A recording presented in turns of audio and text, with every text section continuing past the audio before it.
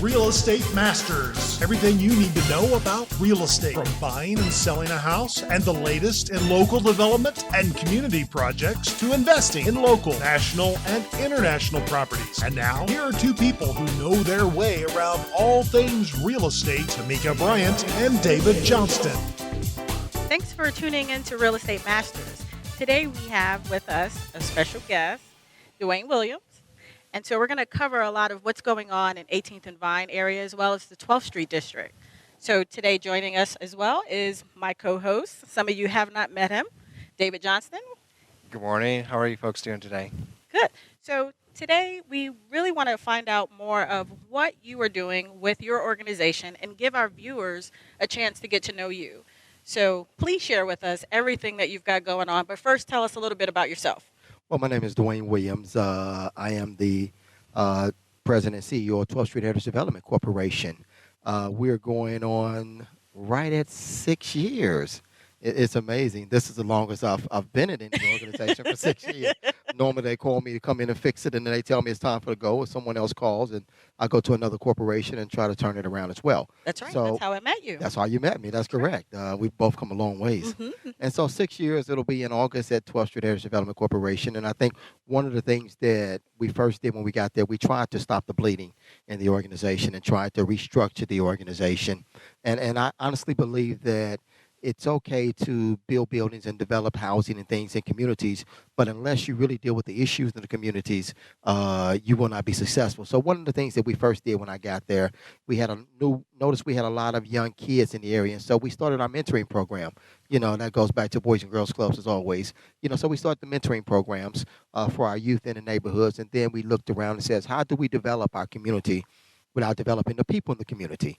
And so one of the things that we looked at, we noticed we had an abundance of individuals coming back out of the penal system into the 3rd and 5th district with no place to go, no jobs, no opportunities. So one of the things we first did is we created a reentry program for men and women coming out of the penal system at 12th Street in the whole metropolitan area. And to today, right now, we've hired 131 men and women who've come through that program over the last 5.5 years. Many have gone on to be successful. Many have gone on to get full-time jobs and do other things.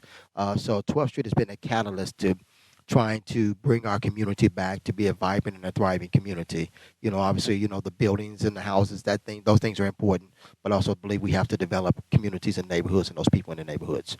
Awesome.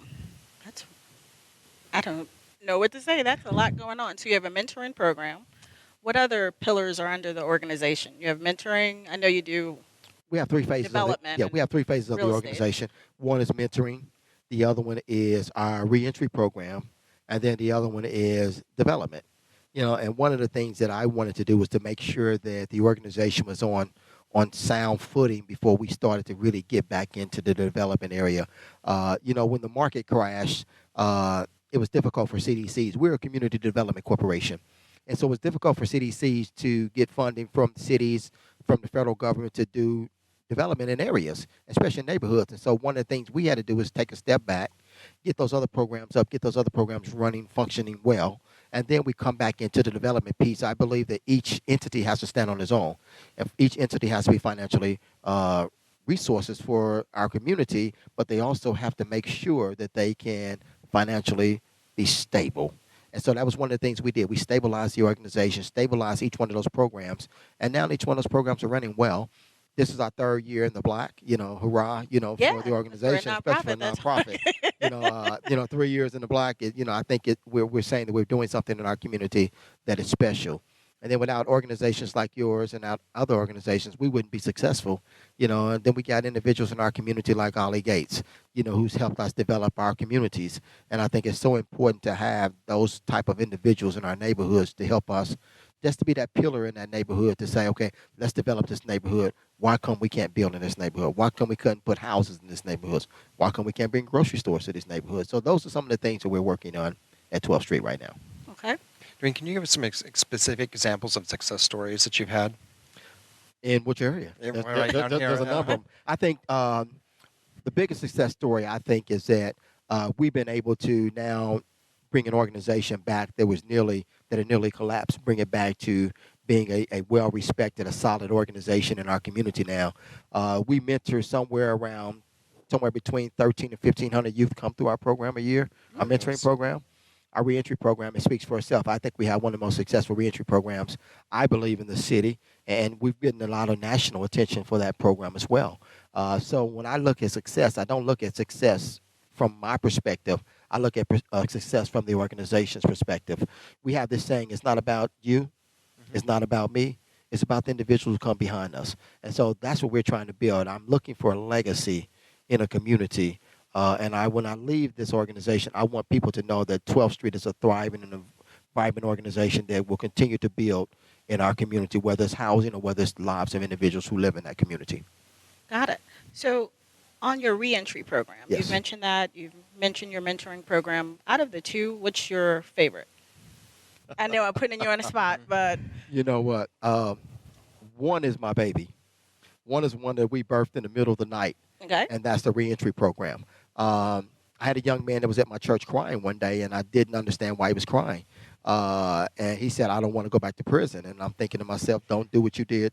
Go to prison in the first place. That should be easy. But that's the mentality that many of us have who don't understand the plight of individuals who are coming out of the penal system. They went into the penal system, they did their time, they came out, and then they're still being judged for something that they did before they went back in. And so, you know, I laid there, and when God places something on your heart, it's difficult to run from it. And I did not understand my purpose why I went to 12th Street. I would normally not take over a corporation like this, but I did, and I understood what my purpose was. I laid there, and that night I started to write, and I wrote a program, a reentry program in the middle of the night. I got up. I didn't know who was going to fund the program. I didn't know where the money was going to come.